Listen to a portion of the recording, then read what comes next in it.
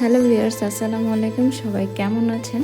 আশা করি অনেক ভালো আছেন। যারা সুইজারল্যান্ডে যেতে পারেন না, আজকের ব্লগটি সম্পূর্ণই আপনার জন্য। স্পেন থেকে অ্যান্ডোরা যেতে গাড়িতে করে আমার 2.5 থেকে 3 ঘন্টা লেগেছে। আর এটা আমার কাছে সেকেন্ড সুইজারল্যান্ড লেগেছে।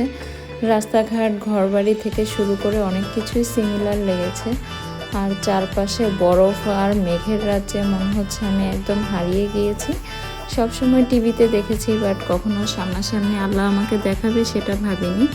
যাক, আলহামদুলিল্লাহ সব কিছুর জন্য। সামনাসামনি এত বেশি সুন্দর ছিল এগুলো, পুরো আমার কাছে স্বপ্নের মতো লেগেছে। আমি তো প্রথমেই বলেছি এটা সেকেন্ড সুইজারল্যান্ড।